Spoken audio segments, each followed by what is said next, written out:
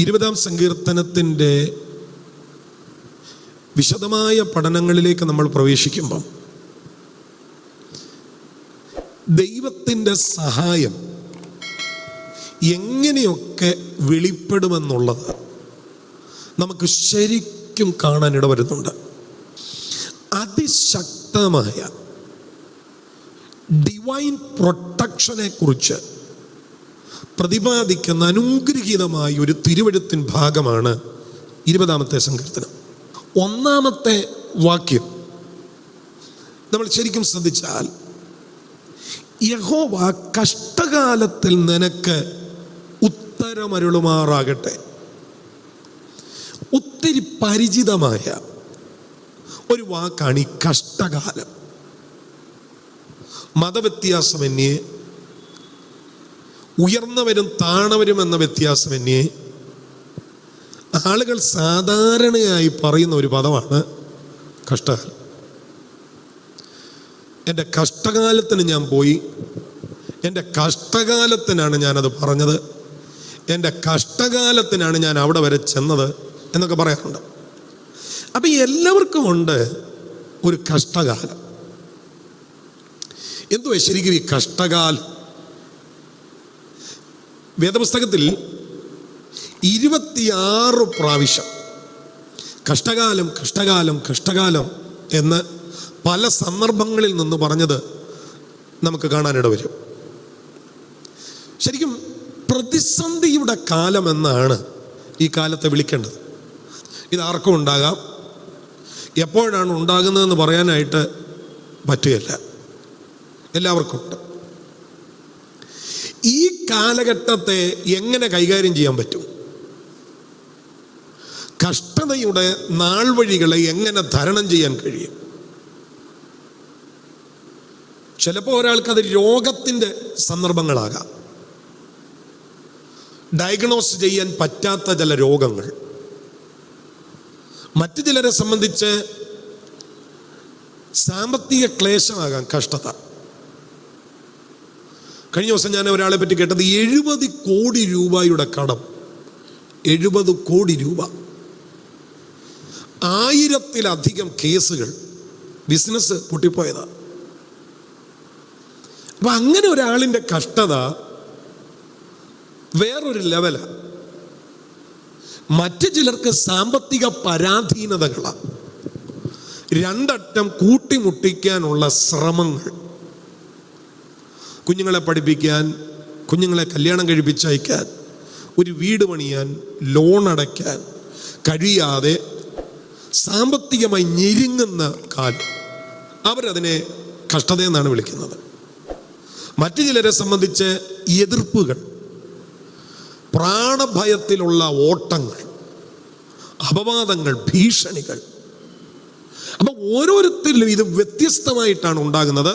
പക്ഷെ ഓരോരുത്തർക്കും ഓരോ വിധത്തിൽ ഇതുണ്ട്. എങ്ങനെ ഈ കാലത്തെ കൈകാര്യം ചെയ്യാൻ പറ്റും?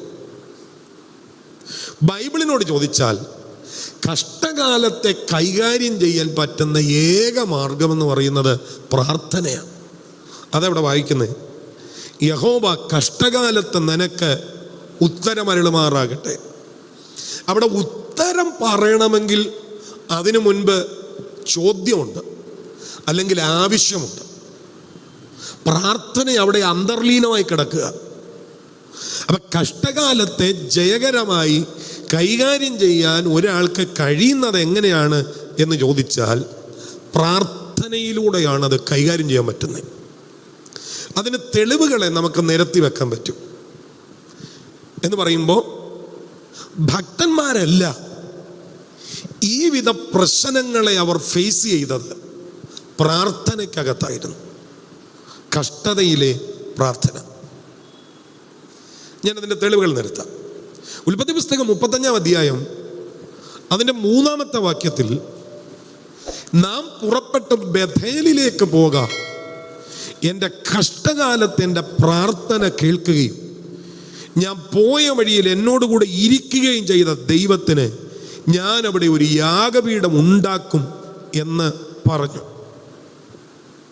അപ്പൊ യാക്കോബേ, അങ്ങയ്ക്കുണ്ടായ കഷ്ടകാലത്ത് അങ്ങ് എന്ത് ചെയ്യുകയായിരുന്നു? പ്രാർത്ഥിക്കുകയായിരുന്നു. അതവിടെ വായിച്ചേ. എൻ്റെ കഷ്ടകാലത്തെൻ്റെ പ്രാർത്ഥന കേൾക്കുകയും. ഒറ്റപ്പെടലിൻ്റെ തീവ്ര ദുഃഖങ്ങളുടെ പ്രശ്നങ്ങളുടെ സാഹചര്യങ്ങളിൽ നമ്മൾ നടത്തുന്ന പ്രാർത്ഥനയ്ക്ക് സാധാരണ പ്രാർത്ഥനയേക്കാൾ ജീവൻ കൂടുതലായിരിക്കുമെന്നാണ് ഞാൻ മനസ്സിലാക്കുന്നത്. സാധാരണ സന്ദർഭങ്ങളിൽ ഒരാൾ പ്രാർത്ഥിക്കുന്നത് പോലെയല്ല നിരാശയുടെ വേദനയുടെ അടിത്തട്ടിൽ ഒരാൾ പ്രാർത്ഥിക്കുന്നത്.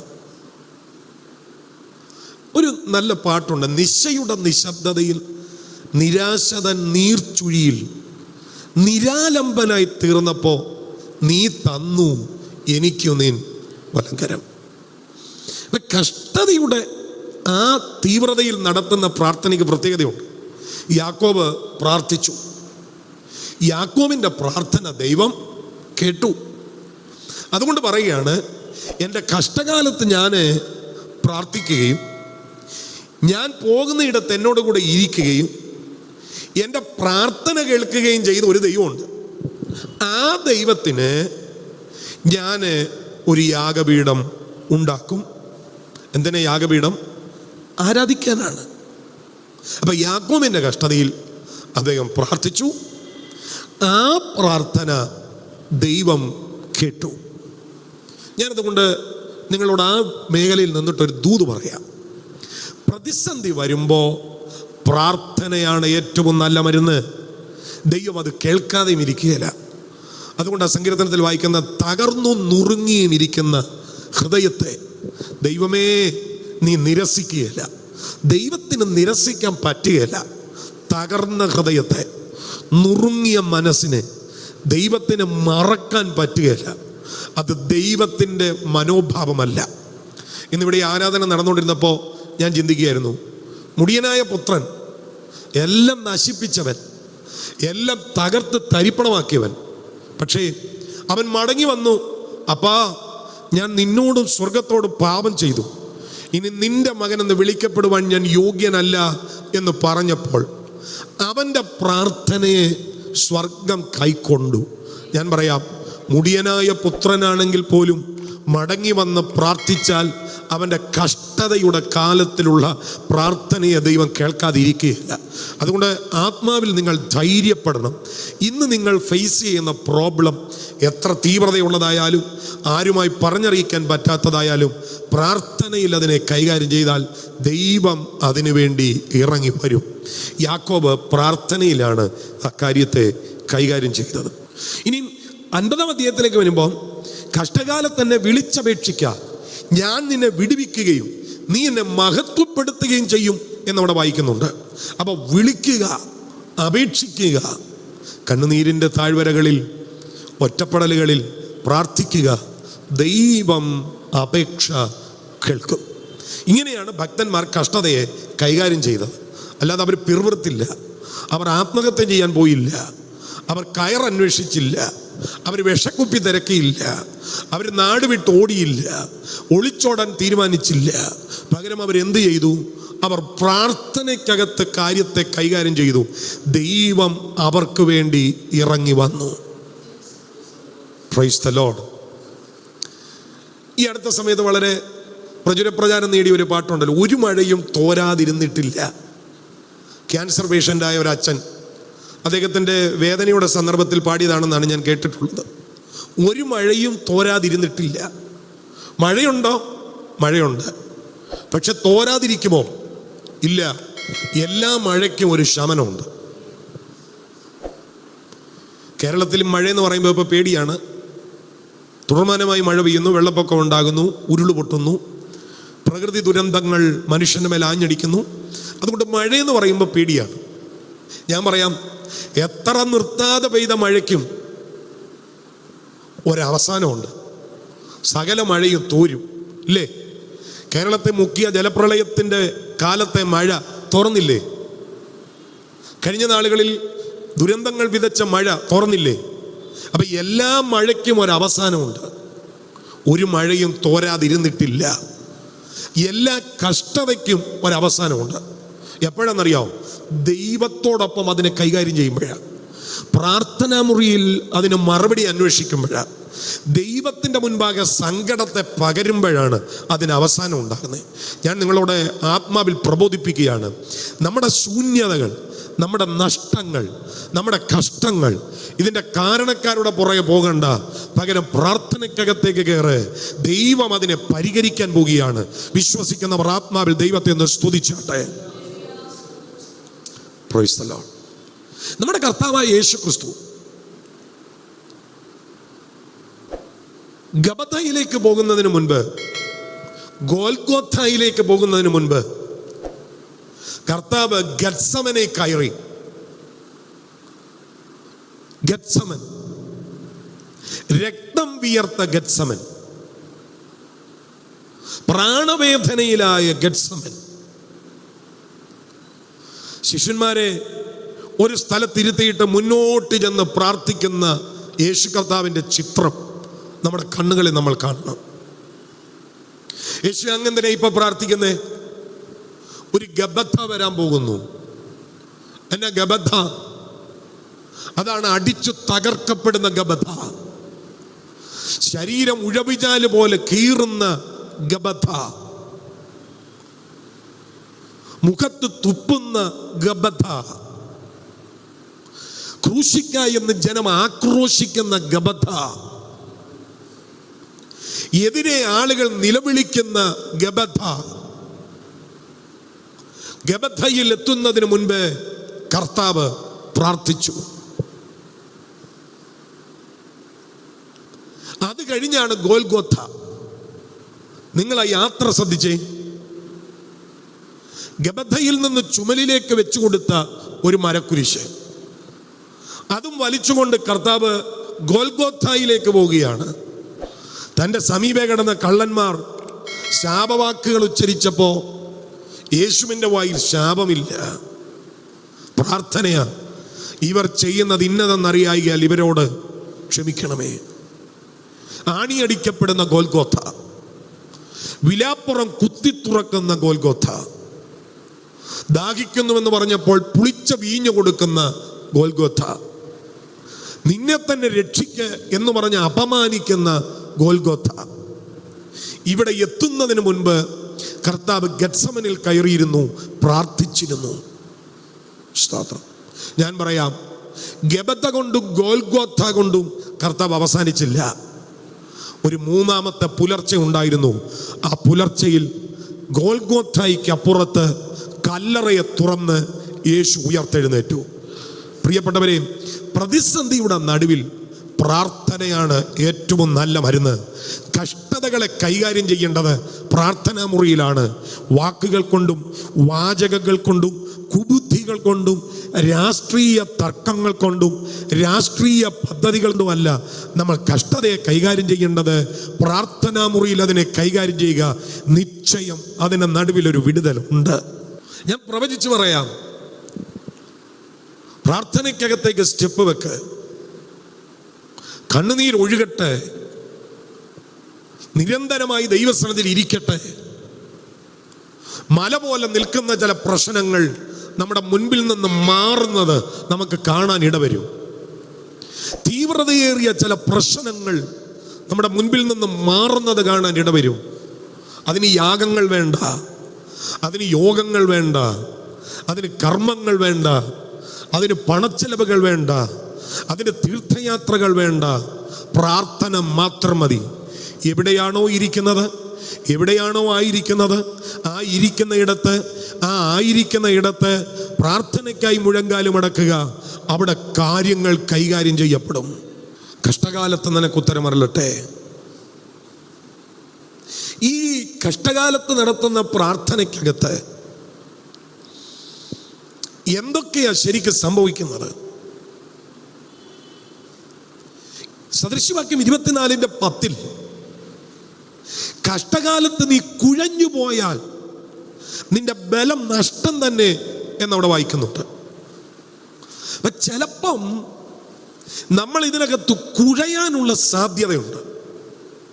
മാനസികമായി, ശാരീരികമായി. അതുകൊണ്ടാണല്ലോ ഈ ചില പ്രശ്നങ്ങൾ വരുമ്പം നമ്മൾ അതിനെ അങ്ങ് അംഗീകരിക്കുകയല്ലേ. ഇനിയിപ്പോൾ എന്നാ ചെയ്യാനാ? കുഴയരുത്. കഷ്ടതയുടെ നടുവിലും ദൈവത്തിൽ ആശ്രയിച്ച് തല ഉയർത്തിപ്പിടിക്കുക. കർത്താവ് നമ്മുടെ സഹായ. കുഴയരുത്. അതിനുള്ള കരുത്ത് പ്രാർത്ഥനയിലിരിക്കുമ്പോൾ അവിടുന്ന് നമ്മുടെ മേൽ പകരും. ഈ പകരം ഞാൻ വിശ്വസിക്കുന്നു നമ്മുടെ മേൽ അങ്ങനെ ഒരു പകർച്ച ദൈവം പകരാൻ പോവുകയാണ്. കുഴയാൻ അനുവദിക്കാത്ത ഒരു പകർച്ച, ക്ഷീണിക്കാൻ അനുവദിക്കാത്ത ഒരു പകർച്ച, തകരാൻ അനുവദിക്കാത്ത ഒരു പകർച്ച. നാം അതിൻ്റെ 2, 3, 4, 5, 6 ഇങ്ങനെ വാക്യങ്ങൾ വായിക്കുമ്പോൾ ഓരോ വാക്യങ്ങളിൽ നിന്നും ഏറ്റവും പ്രധാനപ്പെട്ട ഓരോ വാക്കുകൾ നമുക്ക് ശ്രദ്ധിക്കാൻ പറ്റും. 2ാമത്തെ വാക്യത്തിലേക്ക് വരുമ്പോൾ അവിടെ ഒരു പ്രൊട്ടക്ഷൻ വെളിപ്പെടുന്നതായി നമുക്ക് കാണാം. ഇപ്പൊ എവിടെയായി ഇപ്പൊ ഇരിക്കുന്നത്? കഷ്ടകാലത്ത്. കഷ്ടകാലത്തിരുന്നിട്ട് എന്ത് ചെയ്യുക? പ്രാർത്ഥിക്കുക. കഷ്ടകാലത്ത് പ്രാർത്ഥിച്ചപ്പോൾ എന്നാ സംഭവിച്ചത്? ഒരു പ്രൊട്ടക്ഷൻ വെളിപ്പെടുക. അതാണ് 2ാം വാക്യം. വിശുദ്ധ മന്ദിരത്തിൽ നിന്ന് നിനക്ക് സഹായം അയക്കുമാറാകട്ടെ. ഒരു പ്രൊട്ടക്ഷൻ ഉണ്ട് അവിടെ. സഹായമെന്ന് മലയാളത്തിൽ എഴുതിയിരിക്കുന്നെങ്കിലും ഇംഗ്ലീഷ് ബൈബിളിൽ that the God of Jacob will keep you safe എന്നാണ് എഴുതിയിരിക്കുന്നത്. നിന്നെ സൂക്ഷിക്കട്ടെ, നിന്നെ പ്രൊട്ടക്റ്റ് ചെയ്യട്ടെ. ഞാൻ ആത്മാവിൽ പറയാം, നമുക്കെതിരെ ഉയരുന്ന കഷ്ടതയ്ക്ക് നമ്മെ തൊടാൻ പറ്റത്തില്ല. പ്രാർത്ഥനാ മുറിയിൽ മുഴങ്കാലം അടക്കുകയാണെങ്കിൽ അതിൻ്റെ നടുവിൽ ദൈവം നമ്മെ പ്രൊട്ടക്റ്റ് ചെയ്യും. ജീസസ്. നമുക്കൊത്തിരി പരിചിതമല്ലേ 91 സങ്കീർത്തനം. പകൽ പറക്കുന്ന അസ്ത്രങ്ങൾ, ഇരുട്ടിൽ സഞ്ചരിക്കുന്ന മഹാമാരികൾ, ഉച്ചയ്ക്ക് നശിപ്പിക്കുന്ന സംഹാരങ്ങൾ. എന്നിട്ട് പറയുക, നിന്റെ വശത്ത് 1000 പേര്, നിന്റെ വലതുവശത്ത് 10,000 പേര്. പക്ഷെ ഇതെല്ലാം നിനക്കെതിരെ നിന്നാലും ഇത് നിന്നോട് അടുക്കുകയല്ല. എന്നാ കാര്യം? നിനക്കൊരു പ്രൊട്ടക്ഷൻ ഉണ്ട്. ഏത് മന്ത്രവാദം പ്രയോഗിച്ചാലും, ഏത് ആഭിചാരങ്ങൾ പ്രയോഗിച്ചാലും, ഏത് കഠിന ക്രിയകൾ നടത്തിയാലും പ്രാർത്ഥിക്കുന്നവന് ചുറ്റും ഒരു പ്രൊട്ടക്ഷൻ ഉണ്ട്. ജീസസ്. ഒത്തിരി ആളുകൾ മന്ത്രവാദത്തിൻ്റെ കുടുക്കിനകത്ത് കിടക്കുക, നേർച്ച കാഴ്ചകളുടെ കുടുക്കിനകത്ത് കിടക്കുക. ഞാൻ പറയാം, വലിയ പ്രതിസന്ധി പോലെ അവ എതിര് നിന്നാലും നീ പ്രാർത്ഥിക്കുന്ന വ്യക്തിയാണെങ്കിൽ അതിനകത്ത് നിനക്കൊരു പ്രൊട്ടക്ഷൻ ഉണ്ട്. ആമേൻ. God of Jacob will keep you safe. യാക്കോബിന്റെ ദൈവം നിന്നെ സൂക്ഷിക്കും. ഹല്ലേലൂയ. അവിടെ ഈ യാക്കോബിന്റെ ദൈവം എന്ന് പറയുന്നത് എന്താണ് എന്ന് നമുക്കൊന്ന് അന്വേഷിച്ചാൽ അതൊരു ഉടമ്പടിയുടെ നാമമാണ്. പഴയ നിയമ കാലഘട്ടത്തിലെ ഭക്തന്മാർ പ്രാർത്ഥിച്ച പല സന്ദർഭങ്ങളിൽ യാക്കോബിന്റെ ദൈവം എന്നൊക്കെ പറഞ്ഞാൽ പ്രാർത്ഥിച്ചിട്ടുള്ളത്. അബ്രഹാമിൻ്റെ ദൈവം, ഇസഹാക്കിൻ്റെ ദൈവം, യാക്കോബിൻ്റെ ദൈവം. 2 ശമൂവേലിന്റെ പുസ്തകം 23-1 വാക്യത്തിൽ ദാവീദിന്റെ പ്രാർത്ഥനയ്ക്കകത്ത് ദാവീദ് പ്രാർത്ഥിച്ചത്, യാക്കോബിൻ ദൈവത്താൽ അഭിഷക്തൻ, ഇസ്രയേലിൻ്റെ മധുര ഗായകൻ എന്നാണ് പറഞ്ഞിരിക്കുന്നത്. ദാവീദ് തന്നെക്കുറിച്ച് പറഞ്ഞത് ഇങ്ങനെയാണ്, ഞാൻ യാക്കോബിൻ്റെ ദൈവത്താൽ അഭിഷിക്തനാണ്. അപ്പോൾ അതിനകത്തൊരു കാര്യമുണ്ട്, അതൊരു ഉടമ്പടിയുടെ നാമമാണ്. സങ്കീർത്തനം 81:4 വരുമ്പോൾ വീണ്ടും യാക്കോബിൻ്റെ ദൈവത്തെ പറ്റി ഇവിടെ വായിക്കുന്നുണ്ട്. അത് ഇസ്രയേലിനൊരു ചട്ടവും യാക്കോബിൻ്റെ ദൈവത്തിൻ്റെ ഒരു പ്രമാണവും ആകുന്നു എന്ന് വായിക്കുന്നുണ്ട്. അപ്പം യാക്കോബിൻ ദൈവം അവിടുന്ന് യാക്കോബിൻ ദൈവമാണ്. സ്തോത്രം. യെശയ്യാവിൻ്റെ പുസ്തകം 2-ാം അധ്യായം 3-ാമത്തെ വാക്യത്തിലും മീഖ പ്രവചനത്തിലും യാക്കോബിൻ്റെ ദൈവം യാക്കോബിൻ്റെ ദൈവമെന്ന് വിളിക്കുന്നത് നമുക്ക് കാണാം. ഇവിടെയെല്ലാം യാക്കോബിൻ്റെ ദൈവം എന്ന് പറയുമ്പോൾ ഉടമ്പടിയുടെ ദൈവം എന്നാണ് അതിൻ്റെ അർത്ഥം. ആ ദൈവം കഷ്ടകാലത്ത് പ്രാർത്ഥിക്കാനിരിക്കുന്നവനെ പ്രൊട്ടക്റ്റ് ചെയ്യും. അപ്പം തന്നെ അതേ വാക്യത്തിൽ ഹെൽപ്പുണ്ട്, സപ്പോർട്ടുണ്ട്. നമുക്ക് സഹായമുണ്ട്, നമുക്ക് സപ്പോർട്ടുമുണ്ട്. Help and support. ഇവിടെ നിന്നാണ് വരുന്നത്? വിശുദ്ധ മന്ദിരത്തിൽ നിന്ന് നമുക്ക് ഹെൽപ്പുണ്ട്, നമുക്ക് സപ്പോർട്ടുണ്ട്. അത് കഷ്ടത വരുമ്പോൾ ദൈവത്തിങ്കിലേക്ക് നോക്കിയാൽ അവിടുന്ന് സഹായം ഉണ്ടെന്ന്, അവിടുന്ന് സപ്പോർട്ടുണ്ട്. ഒന്ന് പ്രൊട്ടക്ഷൻ, രണ്ട് ഹെൽപ്പ് ആൻഡ് സപ്പോർട്ട്. സ്തേഫാനോസ് കല്ലേറ് കൊണ്ടപ്പോ സ്വർഗത്തിലേക്ക് നോക്കി. ഇങ്ങനെയല്ല നമ്മൾ വായിക്കുന്നത്. സ്വർഗത്തിലേക്ക് നോക്കിയപ്പോ പിതാവിന്റെ വലത്തുഭാഗത്ത് പുത്രൻ നിൽക്കുന്നത് കണ്ടു. നമ്മുടെ തകർച്ചകളുടെ നേരത്ത് ഉള്ളം തുറന്ന് നമ്മൾ ദൈവത്തെങ്കിലേക്ക് നോക്കിയാൽ ശരിക്കും നമുക്ക് വേണ്ടി നിൽക്കുന്ന കർത്താവിനെ നമുക്ക് കാണാൻ പറ്റും. അതുകൊണ്ട് ഇവിടെ പറയുന്നേ, നീ നോക്കേണ്ടത്, കഷ്ടതയുടെ സമയത്ത് നോക്കേണ്ടത് മനുഷ്യനെയല്ല, ദൈവത്തിൻ്റെ വിശുദ്ധ മന്ദിരത്തിലേക്ക്, ദൈവത്തിൻ്റെ സാന്നിധ്യം ഇറങ്ങി വരുന്ന ഇടത്തേക്ക്, ദൈവത്തിൻ്റെ കൃപ വ്യാപരിക്കുന്ന ഇടത്തേക്ക്, ദൈവത്തിൻ്റെ ശക്തി വ്യാപരിക്കുന്ന ഇടത്തേക്ക് നോക്കുക. പ്രവാചകൻ പറയുന്നത്, ഞാൻ വിശുദ്ധ മന്ദിരത്തിലേക്ക് നോക്കിക്കൊണ്ടിരിക്കും. സ്തോത്രം. അവിടെ വിശുദ്ധ മന്ദിരം എന്ന് പറയുമ്പോൾ അവർ പറയുന്നത് ഒരു പ്ലേസ് ആണെങ്കിലും നമ്മൾ പറയുമ്പോൾ ദൈവ സാന്നിധ്യം എവിടെയാണോ അവിടേക്ക്, കർത്താവ് വസിക്കുന്നത് എവിടെയാണോ അവിടേക്ക്, എൻ്റെ പ്രശ്നങ്ങളുടെ നടുവിൽ ഞാൻ നോക്കിക്കൊണ്ടിരിക്കും, എനിക്കൊരു സഹായം വരും. അപ്പം നമുക്ക് പ്രൊട്ടക്ഷനുണ്ട്, നമുക്ക് ഹെൽപ്പുണ്ട്, സപ്പോർട്ടുണ്ട്. മൂന്നാമത്തെ സവിശേഷത, അതിൻ്റെ മൂന്നാമത്തെ വാക്യം, നിന്റെ വഴിപാടുകളെ ഒക്കെയും അവൻ ഓർക്കട്ടെ, നിന്റെ ഹോമയാഗം കൈക്കൊള്ളുമാറാകട്ടെ. ശരിക്കും അത് അക്സെപ്റ്റൻസ് ആണ്. കഷ്ടതയിൽ ഞാൻ പ്രാർത്ഥിച്ചപ്പോൾ ദൈവം എന്നെ അംഗീകരിച്ചു, ദൈവം എന്നെ അക്സെപ്റ്റ് ചെയ്തു. എന്നെ മാത്രമല്ല, എൻ്റെ പ്രാർത്ഥനയെ, എൻ്റെ ആരാധനയെ, എൻ്റെ കണ്ണുനീരിനെ, എൻ്റെ ചോദ്യങ്ങളെ ദൈവം അക്സെപ്റ്റ് ചെയ്തു. നമ്മൾ പല സന്ദർഭങ്ങളിലും ആകുലച്ചിത്തര പ്രിയരെ. ഇനി ഞാൻ അവിടെ നിർത്തിയിട്ടൊരു കാര്യം പറയാം. നമ്മുടെ മണ്ടത്തരം കൊണ്ടാണ് നമ്മളൊരു കഷ്ടതയിലേക്ക് പോയതെങ്കിൽ പോലും ആ മണ്ടത്തരത്തെ സമ്മതിച്ച് പ്രാർത്ഥനയിൽ ദൈവത്തോട് അതിനെ പറഞ്ഞാൽ ദൈവത്തിൽ നിന്ന് സഹായം വെളിപ്പെടും. നമ്മുടെ മണ്ടത്തരം പോലും ദൈവം അനുഗ്രഹമാക്കി മാറ്റും. അങ്ങനെ എത്രയോ ഇടങ്ങളിൽ സംഭവിച്ചു. വേദപുസ്തക ചരിത്രത്തിൽ ആരെല്ലാം അങ്ങനെയുള്ള നന്മകൾ അനുഭവിച്ചു ഉള്ളത് പറഞ്ഞു കഴിഞ്ഞാൽ, ഞാൻ പ്രാർത്ഥിക്കുമ്പോൾ എൻ്റെ പ്രാർത്ഥന ദൈവം കേൾക്കുന്നത് പോലെയും, ഞാൻ ആരാധിക്കുമ്പോൾ എൻ്റെ ആരാധനയെ ദൈവം അംഗീകരിക്കുന്നത് പോലെയും, അത്ര പ്രാധാന്യതയേറിയ വേറെ എന്നതാ ഉലക ചരിത്രത്തിലുള്ളത്? വേറൊന്നുമില്ല. നമുക്ക് രണ്ടേ ആവശ്യമാണ് ശരിക്കും വേണ്ടത്. ഒന്ന്, ഞാൻ പ്രാർത്ഥിക്കുമ്പോൾ കേൾക്കണം. രണ്ട്, എൻ്റെ ആരാധനയെ അംഗീകരിക്കണം. ഇവിടെ പറയുക, നിന്റെ വഴിപാടുകളെയൊക്കെയും അവൻ ഓർക്കും, നിന്റെ ഹോമയാഗം കൈക്കൊള്ളും. അതുകൊണ്ട് പ്രാർത്ഥനയ്ക്കകത്തേക്ക് കയറ്, അതിനകത്ത് ഒരു അക്സെപ്റ്റൻസ് ഉണ്ടാകും. സ്തോത്രം. അപ്പം 3 കാര്യങ്ങളാണ് പറഞ്ഞത്. ഒന്ന് protection, 2 help and support, 3 acceptance. 4ാമത്തെ കാര്യം കൂടെ ഞാൻ പറയാം, അത് സക്സസ് ആണ്. സക്സസ്. 4ാമത്തെ വാക്യം നോക്കി, നിന്റെ ഹൃദയത്തിലെ ആഗ്രഹം അവൻ നിനക്ക് നൽകട്ടെ, നിന്റെ താല്പര്യമൊക്കെയും അവൻ നിവർത്തിക്കട്ടെ. ഇതുകൊണ്ടാണ് ഞാൻ ആ ഭാഗത്തിന് സക്സസ് എന്ന് പേര് കൊടുത്തത്. ഈ വാക്യത്തെ നമ്മൾ ശരിക്കും ഒരു വാഗ്ദത്തം പോലെ കൈക്കൊള്ളേണ്ടതാണ്. ഈ വാഗ്ദത്തം പ്രവാചകൻ പറയണമെന്ന് നിർബന്ധമൊന്നുമില്ല. നമ്മളൊരു വാക്യത്തെ നമ്മുടേതാക്കി നമ്മൾ പ്രാർത്ഥനയിൽ ആവർത്തിക്കുമ്പോൾ ആ വാക്യം നമ്മളോടുള്ള വാഗ്ദത്തത്തിൻ്റെ ഭാഗമായി മാറാൻ സാധ്യതയുണ്ട്. സ്തോത്രം. ഇവിടെ പറയാം, നിന്റെ ഹൃദയത്തിലെ ആഗ്രഹം എന്താ? നിന്റെ ഹൃദയത്തിലെ ആഗ്രഹം അത് ദൈവം നിനക്ക് നൽകട്ടെ.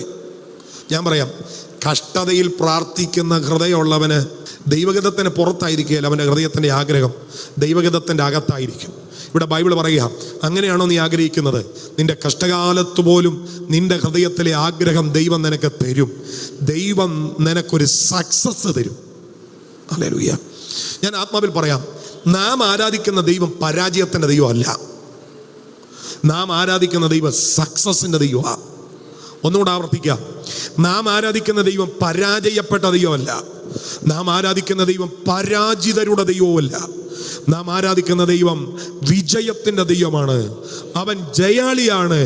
അവനിൽ ആശ്രയിക്കുന്നവർ പരാജിതരാണെങ്കിൽ അവൻ്റെ ജയത്തിൻ്റെ പങ്കാളിത്തം ദൈവം നമുക്ക് തരാൻ പോകുകയാണ്. ആത്മാവിൽ ദൈവത്തെ ഒന്ന് സ്തുതിച്ചാട്ടെ. പരാജയത്തെ കാണുന്നോ? എനിക്കൊരു ദൈവമുണ്ട്. എൻ്റെ പരാജയത്തെ ജയമാക്കുന്ന ഒരു ദൈവം. പ്രശ്നത്തെ കാണുന്നോ? വിഷമിക്കണ്ട. സ്തോത്രം. എൻ്റെ പരാജയത്തെ ജയമാക്കുന്ന ഒരു ദൈവം എനിക്കുണ്ട്. എന്നെ സക്സസ് ആക്കുന്ന, എന്നെ വിക്ടോറിയസ് ആക്കുന്ന ഒരു ദൈവം. അതുകൊണ്ട് അടുത്ത വാക്യത്തിൽ നമ്മൾ വായിക്കുന്നത്, ഞങ്ങൾ നിന്റെ ജയത്തിൽ ഘോഷിച്ചുല്ലസിക്കും. ഞങ്ങളുടെ ദൈവത്തിൻ്റെ നാമത്തിൽ കൊടിയുയർത്തും. പ്രിയരെ, ഞങ്ങൾ തന്നെ ജയിക്കുകയല്ല, ഞങ്ങൾ നിന്റെ ജയത്തിൽ ഘോഷിച്ചുല്ലസിക്കുക. അപ്പൊ ശരിക്കും ജയാളി ആരാ? ദൈവം. നമ്മൾ ആ ജയത്തിൻ്റെ പങ്കാളികളാകുക, ആ ജയത്തോട് ചേരുന്നതേ ഉള്ളൂ. ദൈവം ജയാളി, നമ്മൾ അതിനോട് പങ്കാളിയാകുക. അതുകൊണ്ട് വിശ്വസിക്കേ, നാം ഇന്ന് പരാജയത്തെ കാണുന്നുണ്ടെങ്കിൽ അതിനെ മൈൻഡ് ചെയ്യേണ്ട. പ്രാർത്ഥനാ മുറിയിലിരിക്കെ നമുക്കൊരു ദൈവമുണ്ട്, ആ പരാജയത്തെ ജയമാക്കുന്ന ഒരു ദൈവം. ഹല്ലേലൂയ. നമ്മൾ പാടുന്നൊരു പാട്ടുണ്ടല്ലോ, കഷ്ടതയിലും പാടുവാൻ, നഷ്ടം അതിൽ കൊണ്ടാടുവാൻ, ശക്തി അരുൾക നായക, ഭക്തിയിൽ പൂർണ്ണർ ആക്കുക. പുതിയ ഒരു ദൈവിക നിയോഗത്തിലേക്ക് കയറാൻ കഷ്ടതയെ പ്രാർത്ഥനാ മുറിയിൽ കൈകാര്യം ചെയ്യുക. ഇതുവരെ കേൾക്കാത്ത ഒരു വാഗ്ദത്തത്തെ കേൾക്കാൻ കഷ്ടതയെ പ്രാർത്ഥനാ മുറിയിൽ കൈകാര്യം ചെയ്യുക.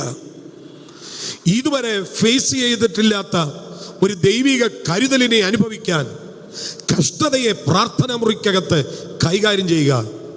കഷ്ടകാലം നന്മയുടെ കാലമായി കൺവേർട്ടാകാൻ പോവുകയാണ്. ഇതുകൊണ്ടാണ് ബൈബിൾ പറയുന്നത്, ഞാൻ കഷ്ടതയിലായത് എനിക്ക് ഗുണമായി. ഒത്തിരി പേര് കഷ്ടതയ്ക്കകത്ത് ചെന്ന് അവർ തൂങ്ങിച്ചാകുകയും വിഷമടിച്ച് തീരുകയും നാടുവിടുകയൊക്കെ ചെയ്തപ്പോൾ ആത്മീകൻ കഷ്ടതയെ പ്രാർത്ഥനാ മുറിയിൽ കൈകാര്യം ചെയ്തു. അപ്പോൾ ഒന്നും പറയാനില്ലായിരുന്നു, പറയാൻ അറിയത്തില്ലായിരുന്നു, പറയാൻ വാക്കുകളില്ലായിരുന്നു, പറയാൻ ശബ്ദമില്ലായിരുന്നു. എങ്കിലും പ്രാർത്ഥനാ മുറിയിൽ അവൻ വെറുതെ കരഞ്ഞു. പ്രാർത്ഥനാ മുറിയിൽ അവൻ ചെന്നിരുന്നു, ദൈവത്തോട് സങ്കടം പറഞ്ഞു. പക്ഷേ ആ കഷ്ടത ഗുണമായി, ദൈവം അതിനെ നന്മയാക്കി. ഇന്ന് പകലിൽ അങ്ങനെ ഒരു വലിയ വിടുതൽ, അങ്ങനെ ഒരു വലിയ ദൈവിക കരുതൽ നമുക്ക് വേണ്ടി വ്യാപരിക്കുമെന്ന് ഞാൻ വിശ്വസിക്കുന്നു. നാം പരാജയത്തിൻ്റെ കൊടിയല്ല ഉയർത്താൻ പോകുന്നത്, നമ്മൾ ജയത്തിൻ്റെ കൊടി ഉയർത്താൻ പോകുകയാണ്.